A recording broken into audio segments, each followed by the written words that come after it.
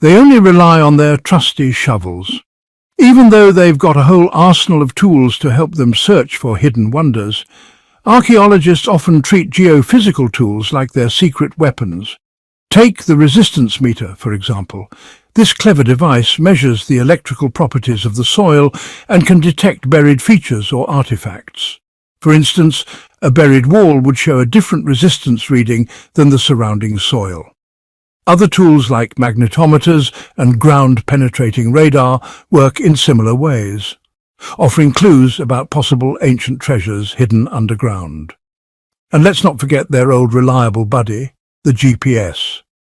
It helps archaeologists make super-accurate maps of excavation sites, kind of like a high-tech treasure map guiding them straight to the gold. They also love virtually visiting some of the most important archaeological sites in the world. Take the UK, for example. There's this fascinating place called Stonehenge.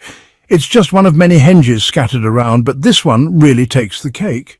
These huge ancient stones stand tall and proud, arranged in a strange outer ring and an inner horseshoe shape with a few smaller stones thrown in for good measure.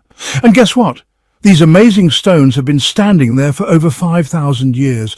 Talk about serious Stone Age staying power. Here's where it gets interesting. According to local legends, the legendary wizard Merlin used his magic wand to proof the stones all the way from Ireland, where some giants had apparently collected them. Merlin thought they'd look much better in their current spot. Others believe Stonehenge might just be the ruins of a Roman spiritual building. Whatever the case, these impressive structures were built by our Bronze Age ancestors using simple tools and limited technology. Still, they managed to create this awe-inspiring monument. Unfortunately, we still don't know everything about Stonehenge. Its original purpose remains a mystery. Sure, there are plenty of theories, but no solid agreement among scientists. What we do know is that the stones are perfectly aligned to capture the sunrise during the summer and winter solstices. Pretty cool, right? Now let's talk about Pompeii, another mind-blowing archaeological site. Picture this. Mount Vesuvius, the infamous volcano, throws a fiery tantrum and covers this ancient Roman city in ash, turning it into a time capsule. Located just outside modern-day Naples, Italy, Pompeii lay forgotten until 1748, when a group of adventurous explorers stumbled upon it. What they found was a treasure trove of well-preserved stuff. Streets, houses, food. Okay, it was a little stale. Shiny jewellery, fancy sculptures, colourful murals, everyday household items, and even the remains of animals and people. It was like the ultimate archaeological party. Pompeii had it all. Homes, luxurious villas, a massive amphitheatre that could seat 20,000 people.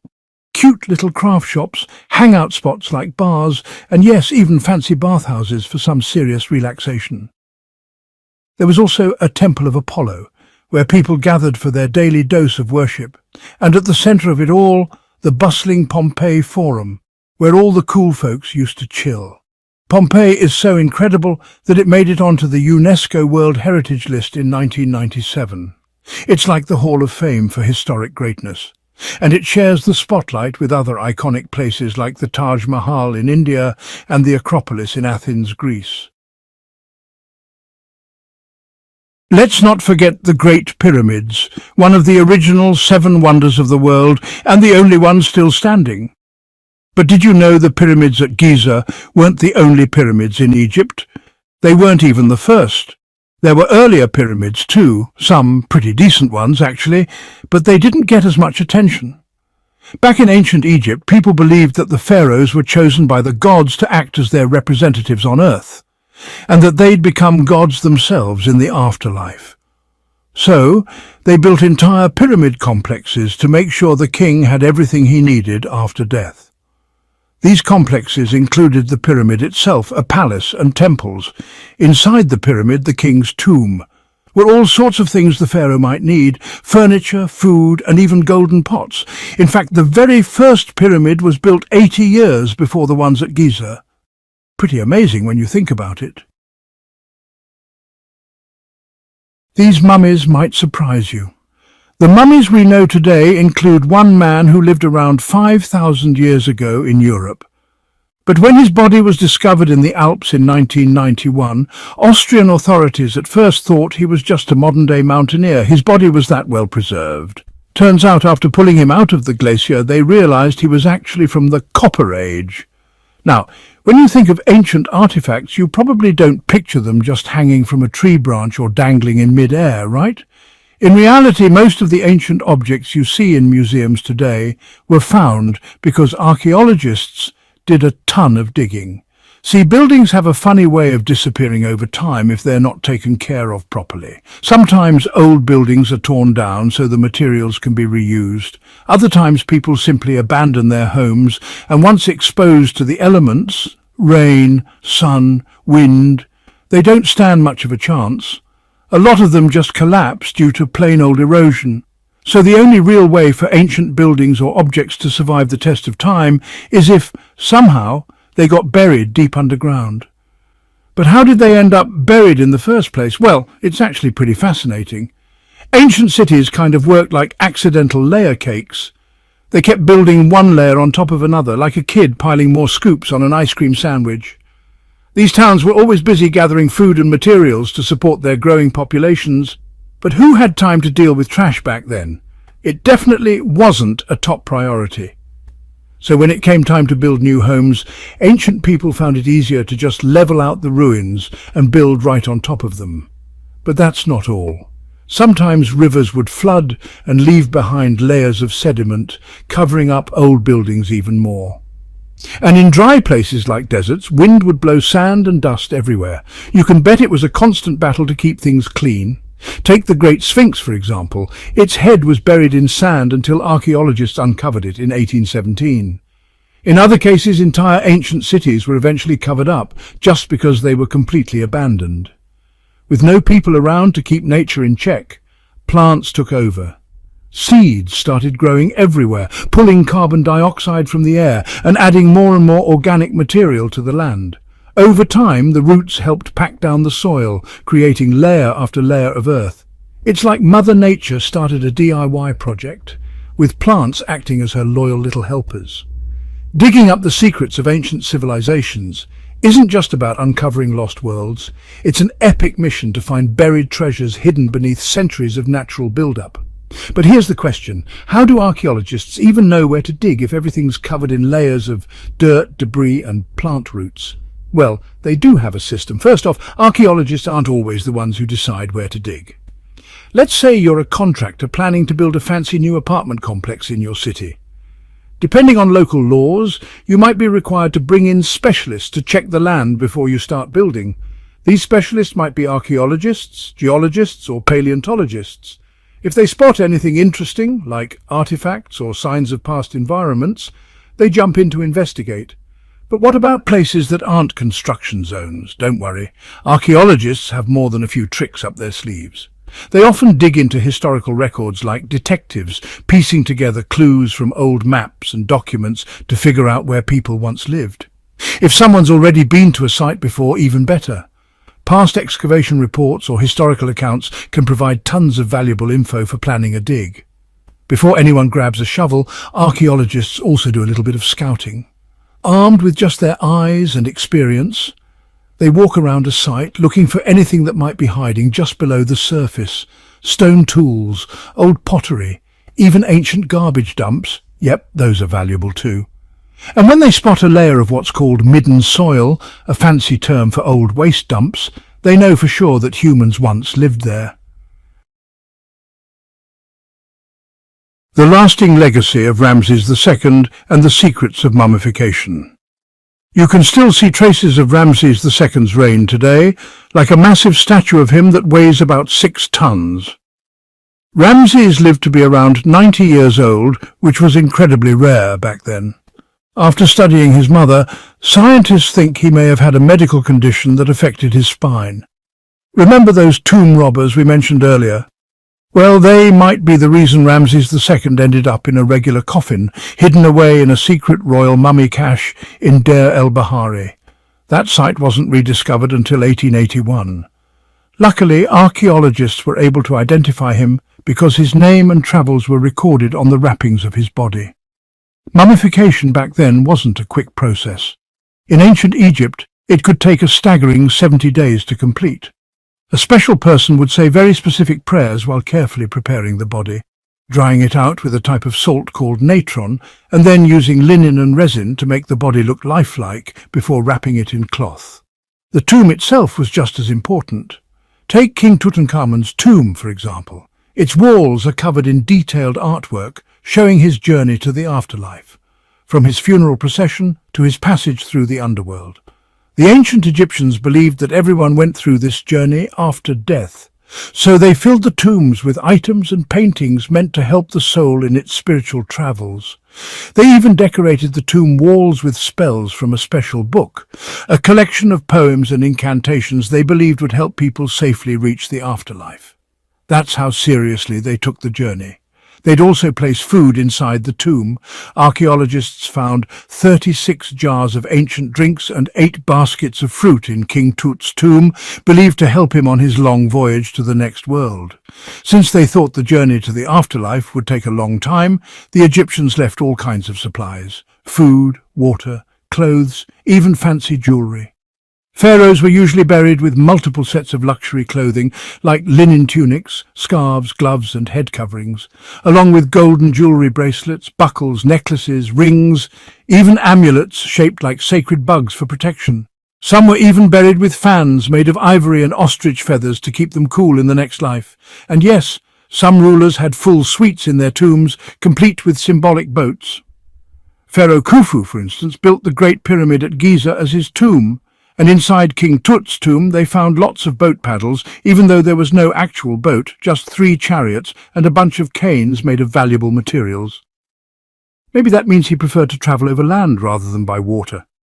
One of the most interesting finds near old mummies, bottles of perfume and oils, because, of course, even in the afterlife a pharaoh should smell great.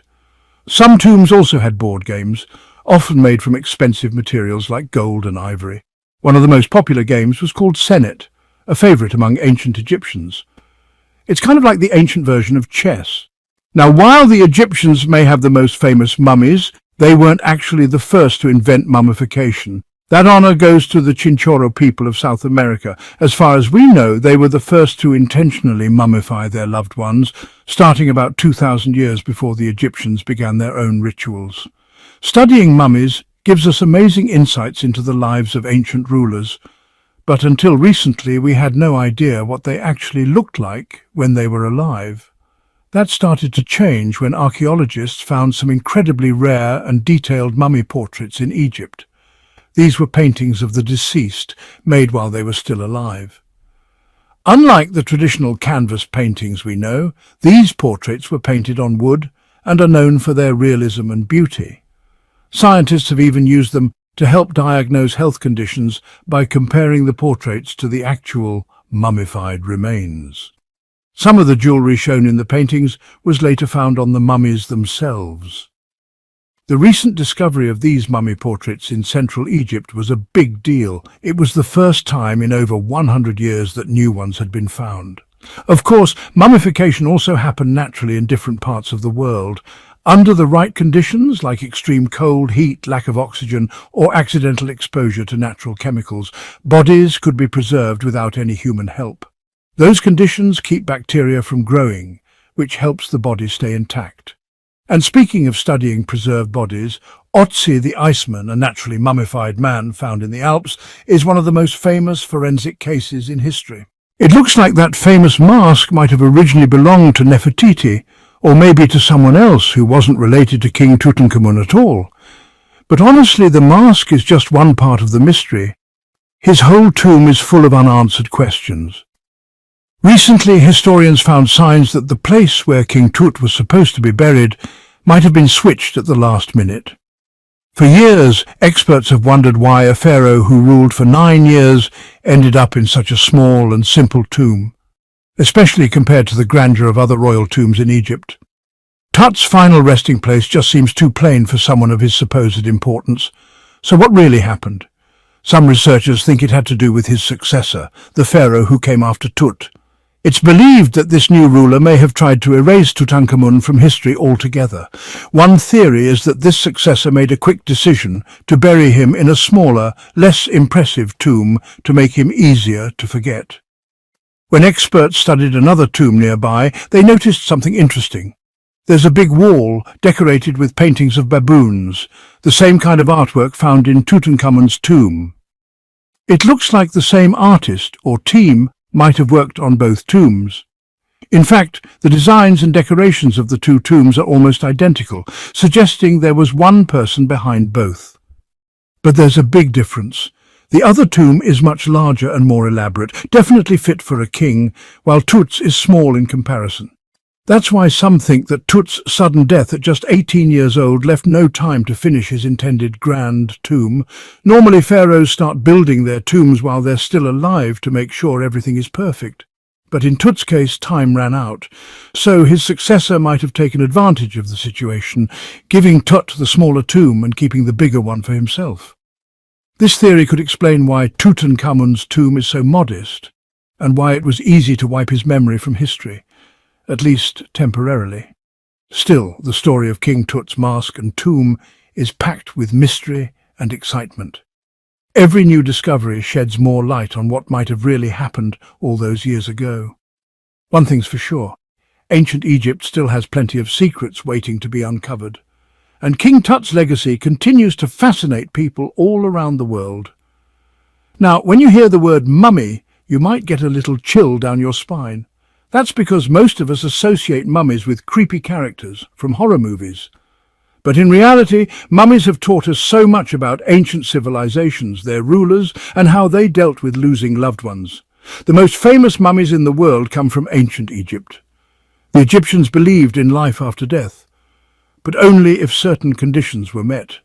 That's why they were so determined to preserve the human body through mummification and bury the dead in tombs fully furnished, almost like giving them their own little apartment in the afterlife. Why did they believe in all this? Well, the Egyptians were deeply connected to nature. They observed the natural cycles around them, how the sun rose and set, how the moon followed, and how plants regrew even after they wilted. They believed that the powerful god Osiris, who symbolized death and rebirth, played a role in preparing souls for the next life. To get ready for the afterlife, they followed strict rituals like mummification, which involved using things like honey resin and incense to preserve the body. No mummy is more famous than that of King Tutankhamun. He was a young pharaoh who ruled Egypt more than 3,000 years ago. One of the big issues with royal tombs is that most of them had already been robbed long ago. People knew that ancient rulers were buried with valuable items, which made the tombs targets for thieves. So when Tut's tomb was finally opened in 1922, everyone was thrilled. It hadn't been looted like the others. It had been hidden so well. Inside, his body was wrapped in 3 coffins, including one made of solid gold. Everything found in that tomb gave us a clear picture of what life was like in ancient Egypt. Studying his mummy also taught us about the cultural practices of the time. Thanks to DNA testing, scientists even learned more about his family. They discovered that he had malaria and a foot condition that probably made it hard for him to walk. As for Ramses II, he was another famous pharaoh ruling for 68 years, which was a huge deal back then. He was known for his military campaigns, massive building projects, and many other achievements. What X-rays revealed about the bust of Nefertiti, a shocking discovery inside. For over 3,000 years, the golden mask of Pharaoh Tutankhamun was hidden in the Valley of the Kings. Standing about 21 inches tall, the mask is a clear example of the incredible skill and artistry of ancient Egyptian craftsmen. But nobody expected X-rays to uncover one of its biggest secrets. Tutankhamun was the last ruler of his family during the 18th dynasty. He became pharaoh at just 9 years old and ruled for only 10 years before dying unexpectedly. To be honest, after his death, later rulers pretty much forgot about him. His tomb wasn't considered important. It was so overlooked that even grave robbers skipped it. That might sound sad, but in reality, it was a great thing for us. Because the tomb was basically forgotten, it stayed untouched and perfectly preserved, unlike the many looted tombs around it. So when it was finally discovered in 1922, it held over 5,000 valuable artifacts, instantly making Tutankhamun world famous and one of the most recognized pharaohs today. Among the treasures, the most stunning item was his golden death mask. People believed it was an exact representation of his face, or at least that was the intention. The idea behind making it so realistic was so that, according to ancient Egyptian beliefs, his soul could recognize his body and return to it in the afterlife, allowing him to live on forever. The mask clearly had incredibly detailed craftsmanship, but it wasn't until many years later that people realized just how complex it really was. The first X-rays of the mask were taken in 1967. At the time, the main goal was practical. The mask was about to be sent to Paris for an exhibition, its first time leaving Egypt, and they wanted a record of its condition in case anything changed during travel. The images also helped provide insight into how the mask was made, though back then researchers didn't fully grasp just how advanced the techniques were. After all, the ancient Egyptian goldsmiths didn't have modern welding tools, so how did they make this mask? New X-ray scans taken in 2007 gave us some answers. Turns out the mask wasn't made from pure gold, which would be 24 carats. Instead, it was made from 23-carat gold, meaning it was mixed with a small amount of another metal, copper. That reddish-brown metal probably made the gold easier to shape. The Egyptians would have hammered and heated the gold sheets over and over again to form the mask. But there was still another hidden secret inside the mask, and it wasn't discovered until 2015. A year before museum staff in Cairo were preparing the mask for public display, the beard attached to the mask accidentally fell off. Some say it just got loose over time and finally dropped. Either way, the broken beard caused a lot of stress. After all, this is one of Egypt's biggest tourist attractions. Experts rushed to fix it. The restoration started with a full three-dimensional scan of the mask to document its exact condition. And by chance they discovered something very interesting. Inside the royal beard, there was a golden tube, a hidden structure that the Egyptians likely used to attach the beard securely to the rest of the mask. This showed once again how advanced and intricate their craftsmanship really was, but the mysteries didn't stop there.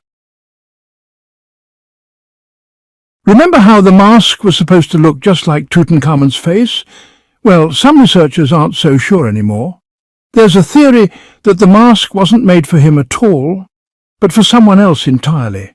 A study published in 2015 suggested that the mask was originally made for a female pharaoh, most likely Queen Nefertiti, Tut's stepmother. The biggest clue, an inscription on the mask. At first glance, it looked like it belonged to Tutankhamun. But upon closer inspection, researchers noticed something odd. Underneath his name, there was a faint trace of an earlier engraving. It seems the mask had been reinscribed, and the original name may have been something that translates to Queen Nefertiti. And there's another detail that adds to the mystery-pierced ears. For years, this small feature was overlooked, but some experts now think it's significant. Tutankhamun likely stopped wearing earrings after childhood, so by the time he died at 18, his image shouldn't have included them. This supports the idea that the mask may not have been intended for him in the first place. Subscribe to learn more forgotten history with us. Like,